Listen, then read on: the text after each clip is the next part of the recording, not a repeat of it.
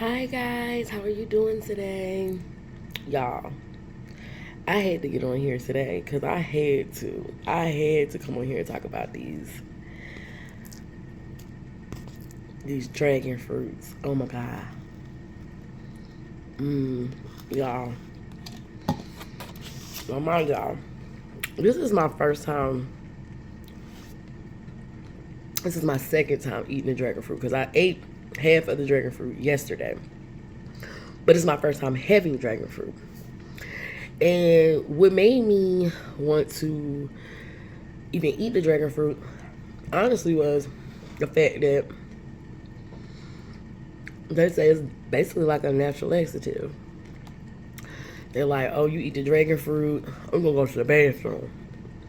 You eat this dragon fruit, you gonna go to the bathroom. Well, child, last week I went to the hospital because my chest was hurting. My chest was on fire. I was like, oh my God, am I having a heart attack? Somebody help me. I just started feeling flushed. I'm like, what the freak? I'm in the middle of driving. I'm like, I'm out. The Lord want me to come home. Because every time I keep riding around and getting it, I be feeling like I'm about to pass out. That's not safe. What is going on? What is going on?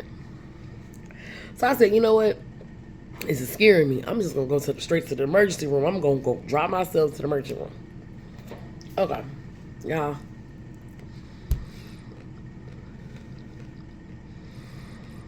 Why I had gas? Gas. Now, mind you, I'm regular. I go to the bathroom multiple times a day, a minimum of 3 times a day. That's how my bowels are. Okay, that's why I never understood how I got so heavy in my life. I've always peeped, but baby, the doctor said I'm constipated because of my iron pills I'm taking. I have low iron. I have iron deficiency anemia. So don't ask me why it's like that. I thought it was 2 different. I thought it was like iron deficiency or anemia. I don't know. I'm still confused, y'all. But my point is, this does cause you to go to the bathroom. You may not eat dragon fruit and go out. You may not eat dragon fruit and like literally like you some people was like, oh, it took about an hour. So I was like, all right, I'm gonna eat half of the dragon fruit. Yesterday I was like, I'm gonna eat half of this dragon fruit because it was going bad because I had a papaya because I'm about to do my papaya seeds. I'm gonna wait and I'm gonna get on here and do my papaya. But I'm like, all right, let me hurry up and, because I didn't know the papaya was gonna spoil so fast. I never had a papaya before. Like I said, I never had a dragon fruit. So I'm always suggest if you buy fruits, fresh fruits, and this got a little dirt taste to it, but anyway, do not eat it right then and there. Maybe a day or two, but I don't know. That's why when I can link up with local farmers in my area, I do. And like eat their fruits and vegetables because they last so much longer for whatever reason. I would think it would be the opposite. That the grocery store fruits and vegetables would last longer, but baby.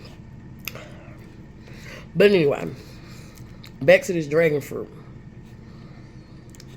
So the doctor, he gonna prescribe me some stool softeners. He's like, Miss Taylor, you might not feel like you're constipated. Because I'm like, no, I went to bathroom like 3 times before I even came to the hospital. So like, how am I constipated? Well, clearly I was constipated. And all that gas was in my chest. And he was like, I'm gonna just go ahead and subscribe you some stool softeners. Now, mind y'all, they want me to take acid reflux medicine, vitamin D medicine, iron medicine,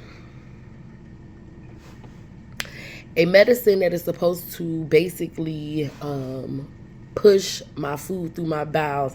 That sounds like a laxative to me. Okay. And then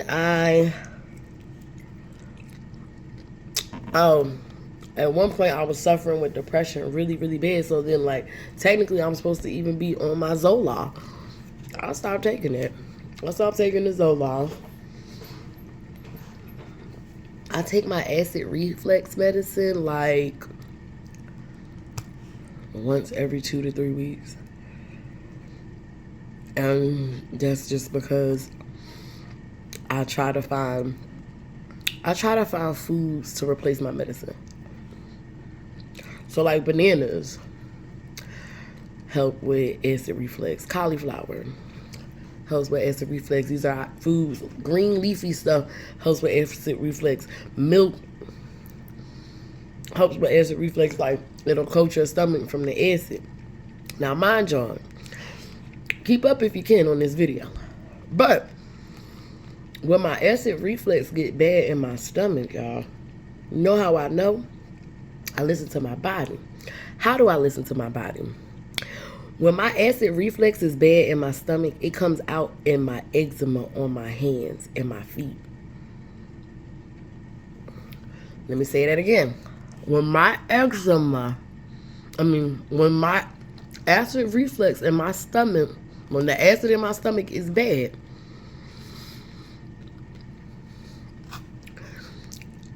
I know because it comes out, all that acid in my body, for whatever reason, it flares up eczema on my limbs of my fingers and my toes. Mind y'all, I've been having this issue for about 5 to 6 years. I'm like, why? Now, mind you, I've had eczema my whole life. Worked my way into like where I don't have eczema no more, okay? Then all of a sudden, like, eczema free for like 4 years. No eczema. No patches, no nothing. Dry skin, but no eczema, like rashes. Because if you know the difference between dry skin and eczema, baby, dry skin ain't got nothing on eczema. Eczema is a evil witch. She will burn your skin off, okay? No. It's not the same of being ashy when you got eczema. You got to get you some creams. That stuff will literally melt your skin off your body like a fire. That stuff be inflamed. No. So, mind y'all, I started taking my acid reflux medicine, and I'm noticing, like, my fingers and my feet don't have these rash type scabby nastiness on them no more. So I'm like, okay. Stop taking my acid reflux medicine. Sure enough,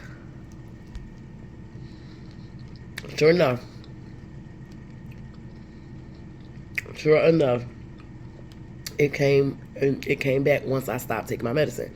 Started taking the medicine again, it went away again. So now I kind of use my medication like when my my fingers or my toes start itching again, because I know where that particular rash is gonna come in at.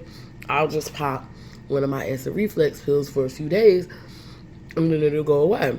So now my goal is to